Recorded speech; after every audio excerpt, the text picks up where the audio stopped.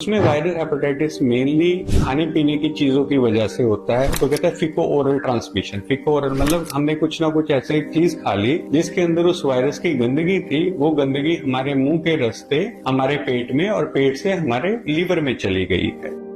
नमस्कार जी, मेरा नाम डॉक्टर दीपक बंसल है। मैं एक डीएम गैस्ट्रोएंटरोलॉजिस्ट हूँ। आज हम बात करेंगे वायरल हेपेटाइटिस के बारे में। वायरल हेपेटाइटिस हम किसे कहते हैं? जब वायरस की वजह से लीवर में सोजिश आती है तो उसको हम वायरल हेपेटाइटिस कहते हैं। तो ये वायरल हेपेटाइटिस क्यों होता है? वायरल हेपेटाइटिस जो हम इंडियन सब कॉन्टिनेंट के जिस पार्ट में हम लोग रहते हैं उसमें वायरल हेपेटाइटिस मेनली खाने पीने की चीजों की वजह से होता है। तो कहते हैं Fico oral transmission. Fico oral मतलब हमने कुछ ना कुछ ऐसे चीज खा ली जिसके अंदर उस वायरस की गंदगी थी, वो गंदगी हमारे मुंह के रास्ते हमारे पेट में और पेट से हमारे लीवर में चली गई। वायरल हेपेटाइटिस कितने प्रकार के होते हैं? वायरल हेपेटाइटिस कई प्रकार के होते हैं, जिसमें से जो बहुत कॉमन वायरल हेपेटाइटिस है, सबसे कॉमन वायरल हेपेटाइटिस ए है, दूसरे नंबर पे वायरल हेपेटाइटिस ई है, तीसरे नंबर पे वायरल हेपेटाइटिस बी है, चौथे नंबर पे वायरल हेपेटाइटिस सी है। इसके अलावा किसी भी प्रकार का वायरस लीवर में अटैक कर सकता है, जैसे कि हमने कोविड के टाइम्स में देखा था। इवन कोविड का वायरस लीवर में अटैक कर सकता है। इसके अलावा जो भी वायरस, इवन जो खांसी जुकाम बुखार भी हमें होता है, उसमें जो भी जिस तरह के भी वायरस हैं, जैसे कि राइनो वायरस है, एडिनो वायरस है, वो भी लीवर में जा सकते हैं, वो भी वायरल हेपेटाइटिस कर सकते हैं। लेकिन जो गैस्ट्रोएंटरोलॉजिस्ट या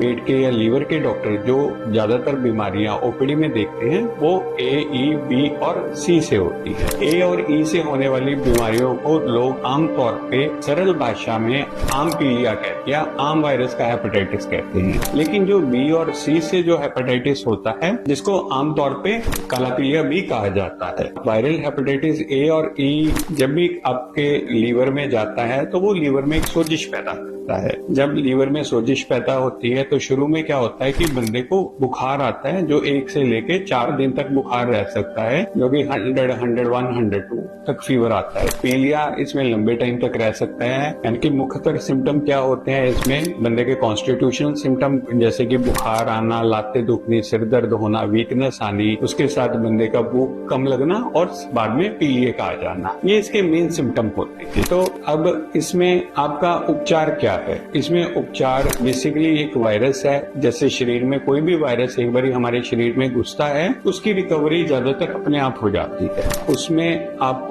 क्या करना है कि जिस दौरान तक वायरस शरीर के अंदर है, आप अपने डॉक्टर से पूर्णतः अच्छे से सलाह लेके अपने आपका हाइड्रेशन मेंटेन रखना है, आपने अपना एनर्जी का लेवल मेंटेन रखना है, आपने अपने शुगर्स का लेवल मेंटेन रखना है। अगर आपको बिल्कुल ही भूख नहीं लग रही है तो आपको एडमिट होने की जरूरत पड़ती है, तब IV फ्लूइड्स लगते हैं। लेकिन अगर आपको थोड़ी बहुत भी भूख लग रही है तो कृपा करके आप अपना खाना कंटिन्यू रखना होता है। आपने जो खाना आपसे खाया जाता है, किसी भी तरह के फ्रूट, हमसे लोग अक्सर आगे ओपीडी में पूछते हैं कि डॉक्टर साहब किस चीज का परहेज है खाने का? आपको किसी भी चीज का परहेज नहीं। आप इसमें रोटी, सब्जी, परांठे, दही, मक्खन, लस्सी, सूप, दूध, जूस, फ्रूट्स कुछ भी ले सकते हो। लेकिन इसमें ये देखना होता है कि जो बना हुआ खाना है वो घर का है और साफ सुथरा है। आप पानी भी अगर उस टाइम पीते हो तो पानी को, चाहे वो RO फिल्टर वाटर है, चाहे किसी भी तरह का पानी है, हम पेशेंट्स को यही सलाह देते हैं आप उसको उबाल के ठंडा करके पियो। इसमें हॉस्पिटलाइज होने की जरूरत को पड़ती है, अस्पताल में दाखिल होने की जरूरत 3 मेन कंडीशंस में पड़ती है।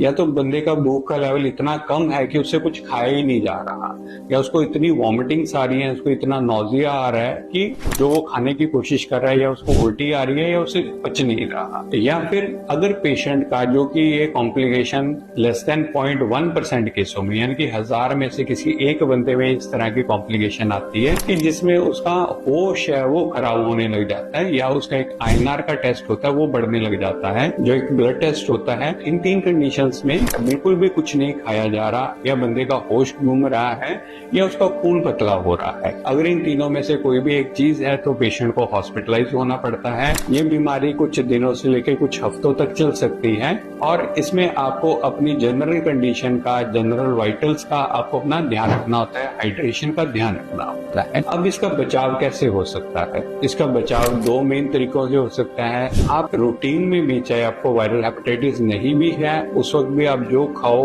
उसको बहुत साफ सुथरा खाओ। आप कोशिश करो घर पे भी जो चीजें हैं आप जो खा रहे हो प्रॉपरली बॉइल्ड हैं, जैसे बहुत ज्यादा फ्रीज्ड आइटम्स ना यूज करो। अगर आपने फ्रीजर से आइटम यूज करनी भी है उसको दोबारा से रीहीट करो, उस लेवल तक रीहीट करो कि उसके अंदर अंदर के सारे वायरस मर जाए। बाहर का आप कुछ भी खाते हो साफ सुथरा हो, आप देखोगे जहाँ पे आपकी खाने वाली जगह वो प्रॉपर हाइजेनिक हो, वहाँ पे वाटर कंडीशंस का बड़ा अच्छे से ध्यान रखा जाता हो, बर्तन को अच्छे से धोया जाता हो और प्रॉपर साफ सुथरा पानी हो। इसके अलावा वैक्सीनेशन, इनमें से जो 2 बीमारियां हैं वो 100% वैक्सीन प्रिवेंटेबल डिजीजेज हैं, जो कि सबसे कॉमन डिजीज है। यानी कि हेपेटाइटिस ए की भी वैक्सीन लगती है और बी की भी वैक्सीन लगती है। हेपेटाइटिस बी की वैक्सीन के 3 इंजेक्शन होते हैं और हेपेटाइटिस ए की वैक्सीन के भी सिंपल 2 इंजेक्शन होते हैं। ये बहुत सस्ती वैक्सीन हैं और ये फ्रीली अवेलेबल हैं, हर जगह पे अवेलेबल है। मैं आपसे यही रिक्वेस्ट करूंगा कि आपके अपने जितने भी फैमिली मेंबर्स हैं उन सबका आप वैक्सीनेशन स्टेटस चेक करो। जिसको भी हेपेटाइटिस ए और ई की वैक्सीन नहीं लगी उसके तुरंत आप हेपेटाइटिस ए और ई की वैक्सीन जरूर लगवाओ। प्रेग्नेंट फीमेल्स के लिए